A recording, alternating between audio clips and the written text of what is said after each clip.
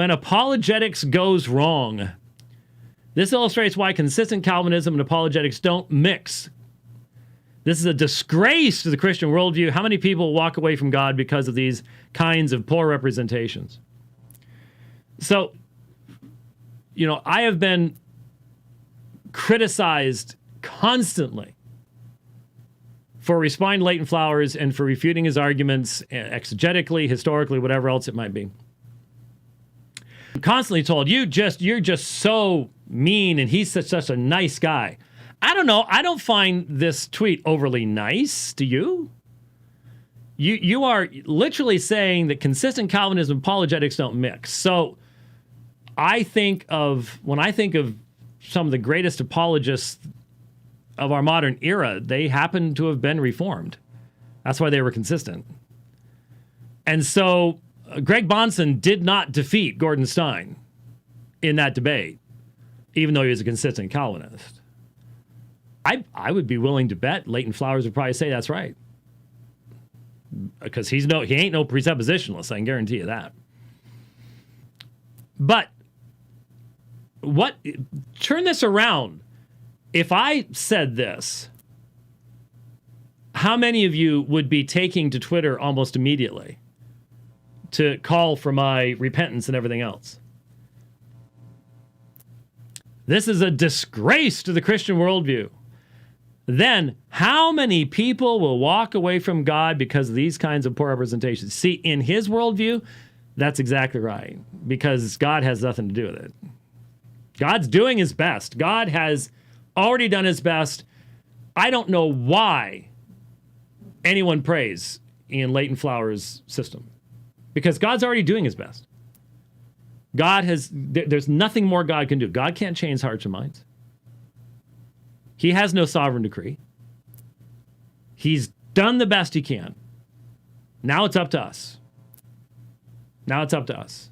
So really, you should use whatever means you can. Trick them into doing it. Whatever, because it's up to them. It's not up to God. God's already done everything God can do. You can't ask any more of him. That's all there is. So, theology matters. And there you have an example of again, and people say, you got to stop saying this. Why? The man-centeredness of this provisionism. It is a man-centered religion. It is barely theistic. It is all about man, man's capacities, man's abilities. Man can do all of this. And man can also, well, how many people will walk away from God? Walk away from God means apostatize. They were walking with God. They were in right relationship with him. Now, that may actually be the way he's thinking. Because I ran into this. We're going to play the other one. Oops, that's the wrong one. But I saw something, this is back from February 14th, where he's attempting to respond to my response to John Lennox on John 6. Now, by the way, you read the chat. Now, do we have chat turned off on ours? Yeah. You read the chat. It is, wow. If I were lying bleeding by the side of the road, most of these people in Leighton's chat would come over and kick me and then walk away. I mean, they are nasty. I mean, yeah, Jason Stevens, I'm watching this with the sound off as I'd rather tie a rabid wolf to my head than listen to White. Well, thank you, Jason.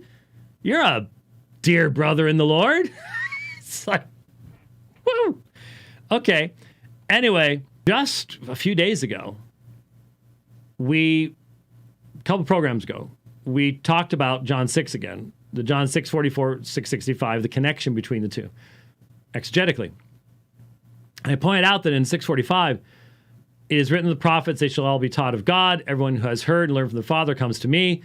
And I pointed out that this was a description of the drawing of 644.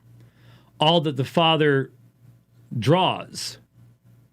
Same thing as being given, and then 665, to whom it has been given to come to me. So these were multiple ways of expressing the methodology that the Father uses to draw the people he gives to the Son to himself.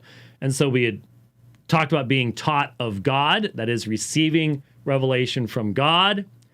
Everyone who has heard and learned from the Father, this is the same action as learning from the Father comes to me.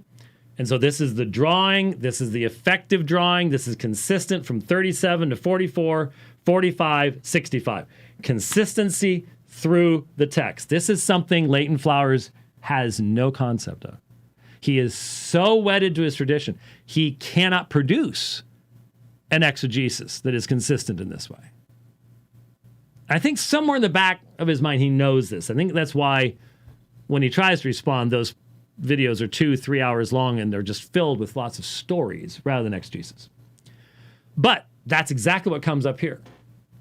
I mean, I did not listen to this whole thing. I was just clicking around in it and ran across this and said, this is interesting.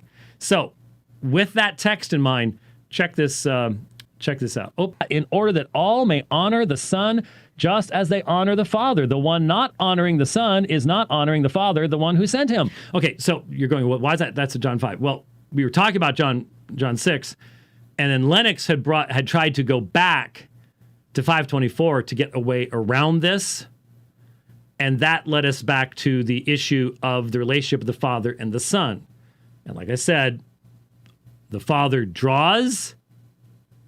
It's effective. The mechanism he uses is described in verse 45.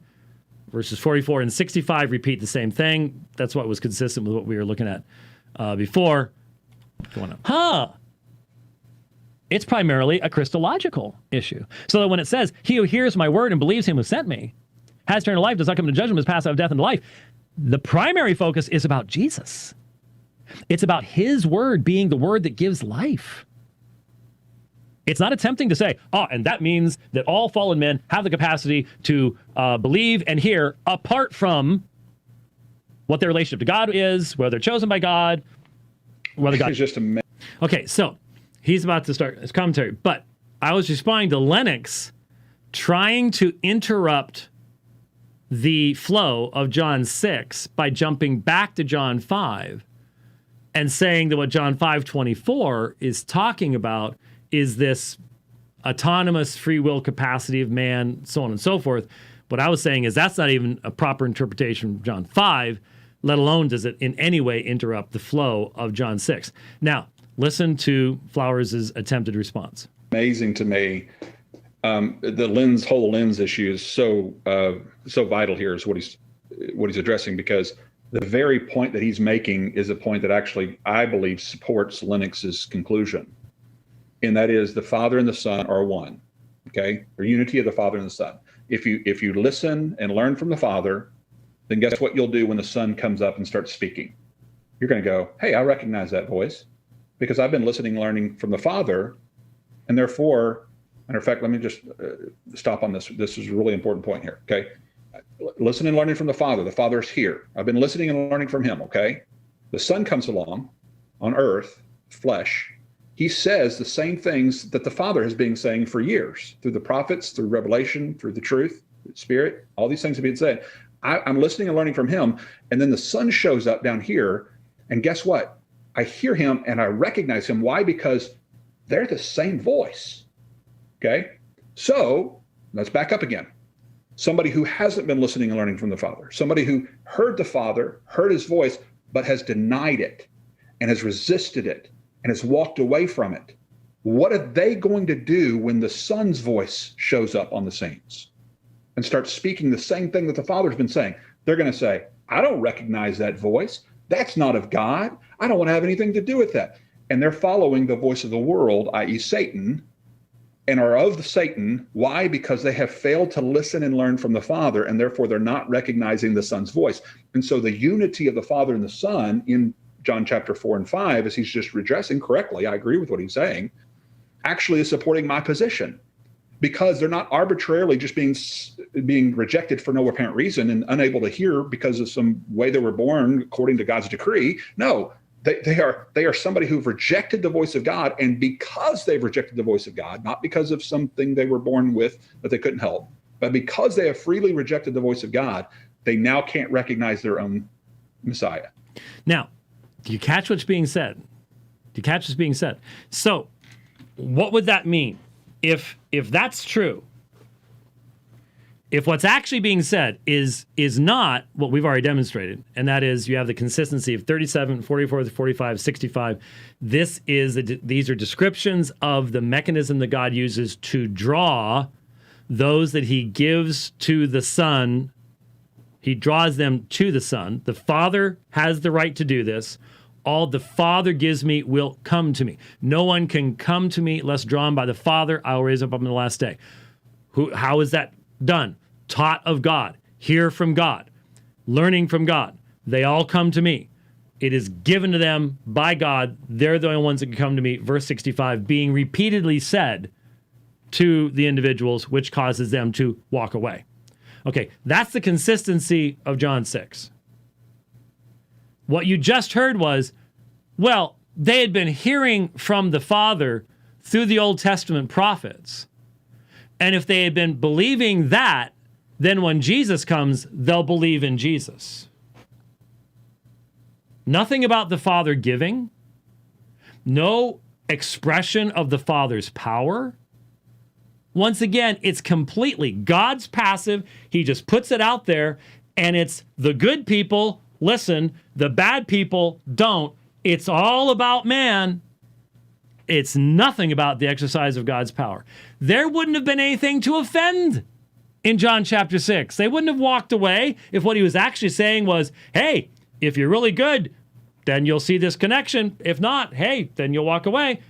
No, he says, you can't come to me unless it's been given to you by the Father. That's now turned into, you will come to me if you're a good person who've been listening to God all along. Just as Lennox did, the result is turning the text on its head. On its head. And that's what you get when you have, he was talking about lenses. Yeah, there's the lens. There's the lens right there. Big time. Big time. Okay, so